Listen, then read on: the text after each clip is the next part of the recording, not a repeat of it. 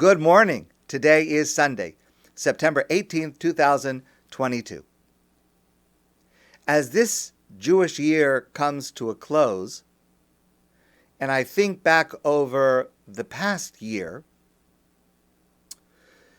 there have been a number of times this year when I have thought to myself, when I have felt, how did I get here? How is it that this is what I am dealing with? And these have been periods for me of sadness, frustration, loss, and bewilderment. I thought I knew where I was going, but it turns out I'm not even close. So perhaps you can relate to this, perhaps not. But this is the story that I need to hear today, and I invite you, if it applies to you, I'm happy to share it with you. And I heard this story from Rabbi Meilech Biderman, and the story goes like this.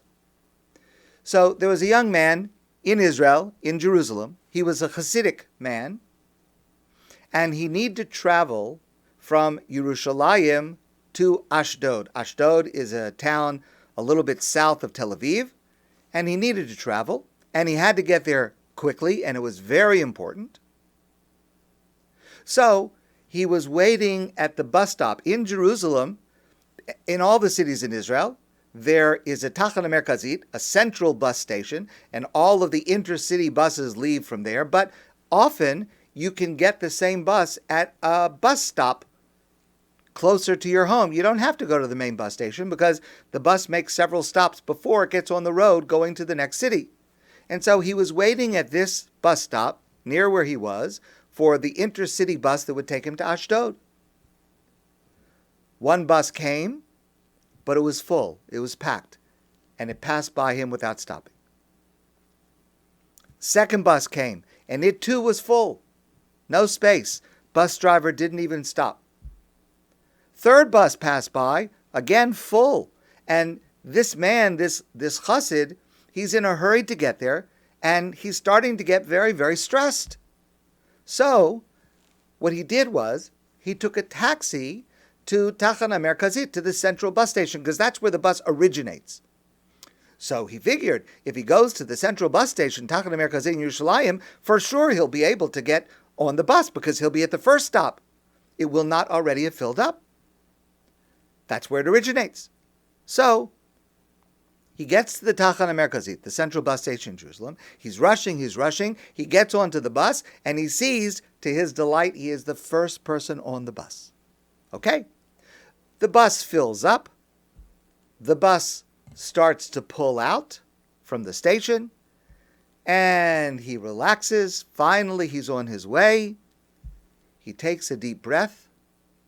And as his bus is pulling out, he sees, to his dismay and frustration, that the bus next to his bus has a sign that says Ashdod. He got on the wrong bus. Two buses were side by side, and he got on the wrong bus, so he's not going to Ashdod. He is on a bus to Rishon LeZion. Rishon LeZion is another town in the general vicinity, but it's not the right place. He needs to get to Ashdod, and he is in a hurry, and now he is seriously late. And after all of the effort, and one bus, second bus, third bus, and going to the Tachana Merkazit, all that, and he's going to the wrong place. He's going to Rishon LeZion. And he is beside himself with frustration, with anxiety, with worry and stress. So, while he's on this bus that's going to Rishon LeZion, he starts making calls to try to figure out, when he reaches Rishon LeZion, which stop can he get off in order to catch another bus that's going to Ashdod that will leave as quickly as possible. What's going to be the most efficient route? So, he's checking, and finally he finds that the first stop in Rishon LeZion is also the bus stop for a bus that will take him from Rishon LeZion to Ashdod, where he wants to go. And the schedule says that the bus to Ashdod will leave 1 minute after he reaches Rishon LeZion. Okay? He's still going to be very, very late, but at least now he has a plan. He'll get to Rishon LeZion, quickly go to the other bus, and he'll go to Ashdod. As the bus nears the stop in Rishon LeZion, he gets ready, standing at the door of the bus, ready to run to the other bus stop to get the bus for Ashdod. But just as he is getting off the bus, he sees the Ashdod bus has just pulled away. He missed it by seconds. And now he is seriously stressed. He's late. Every step that he has taken has failed to bring him to his destination. In fact, it has led him further away from his destination. He is exhausted. Of course, wouldn't you know, it's very hot out. He's thirsty, he's tired, he's upset. So he goes across the street to a makolet, a little like a dépanneur, to get a cold soft drink, while he is going to calm himself down and figure out what his next move is going to be. So he gets a soda. He's standing there on the street. He's drinking his soft drink. And while he's standing there, an Israeli man approaches him, a very secular-looking Israeli man. Remember, this man is a chassid. He's dressed in Hasidic garments, a long black coat, a Hasidic type of a hat, payas, a beard. And this secular Israeli Jew comes up to him and says to him, "When is the yahrzeit?"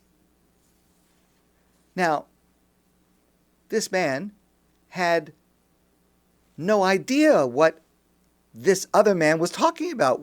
Whose yahrzeit? What yahrzeit? Why are you asking me about a yahrzeit? So the man says to him, the Belzer Rebbe, who was one who had passed away, who was one of the great Hasidic leaders, the Belzer Rebbe, when is his yahrzeit? Now, this Chassid was not a follower of the Belzer Rebbe, but it just so happens he knew, and he said to him, it's tonight. Tonight is the yahrzeit of the Belzer Rebbe. But this chassid does not understand. He's looking at this clearly secular Jew and says to him, I'm curious, why do you want to know the date of the Belzer Rebbe's yahrzeit? I mean, what is that? What is your connection to that? So the man says to him, my father passed away 2 months ago. And he was completely secular, just like me. And he didn't leave me anything in terms of heritage, in terms of faith, in terms of belonging to the Jewish people, nothing. But a few hours before he died, he opened his eyes and he said to me, do you remember the yahrzeit when I used to go to the shul, when I used to go to the synagogue? It was the only time of the year this man went to the synagogue. And the son remembered that his father would go to the synagogue once a year, but he had no idea why he did it or what he was doing there. So his father said to him, I go to the synagogue once a year for the yahrzeit of the Belzer Rebbe, and I want you to promise that you will continue to go to shul at least once a year on the Belzer Rebbe's yahrzeit. And that was this man's dying wish. And the man says, this secular Israeli man speaking to the chassid, this man says, I have been searching for weeks in this very secular area for someone who would know, who could tell me when is the yahrzeit, so that I would be able to go to shul as I promised my father.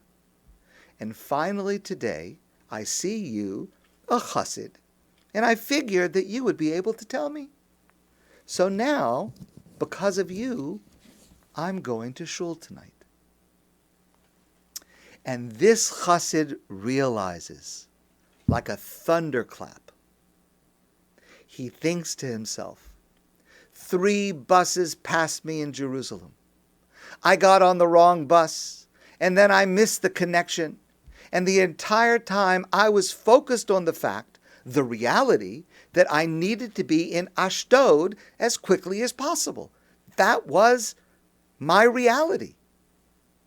But it turns out God needed me to be at exactly that place in Rishon LeZion, at exactly that moment, to be able to direct this Jew to shul for the Belzer Rebbe's Yartzeit.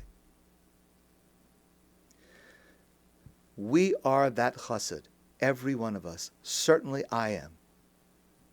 We may think that we are lost. We may think that we're not on the path we're supposed to be on, and we are bewildered. How did I end up here? I'm trying to get to my destination. It is so obvious to me what my destination is. I know where I am supposed to be. How can I be going in the opposite direction? But the truth is, God needs us elsewhere. God needs us precisely wherever we are at this moment. This is where we are supposed to be. My friends, I want to wish you a great day, and I look forward to seeing you soon in person.